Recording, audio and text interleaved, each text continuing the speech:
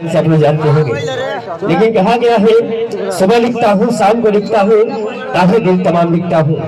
सुबह लिखता हूँ शाम लिखता हूँ ताकि दिल तमाम लिखता हूँ। अरे कलम की प्रेम दीवानी हो जाती है मेरे दोस्त, जिस कलम से अपने माता का नाम लिखता हूँ, माता का नाम लिखता हूँ। मैं चाहूंगा जोरदार ताली बजाएंगे कि काली मुर्गी उजली हो जाए, जो ना ताली बजाएंगे हाथों में खुजली हो जाएगी। ऐसा नहीं होना चाहिए, सोचना पड़ेगा।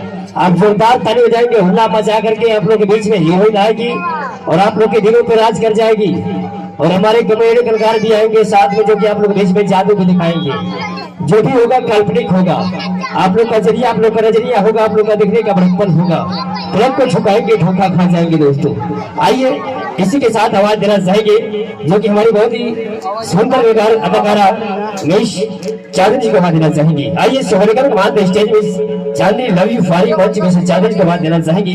और ऑपरेटर महोदय, जो कि आप हमारे कंधों से कंधा मिलाकर चल रहे हैं, साउंड में साउंड एक प्यारा सा रिकॉर्ड अंदाज को बनाएंगे। और आइए चांदनी को बनाएंगे। चलिए बहुत इस समय के साथ ज्यादा वेट नहीं करेंगे, ना लेट करेंगे। गो फॉर मंच इस चांदनी ऑपरेटर महोदय झटके से लगाएंगे और माइक को सुनेंगे।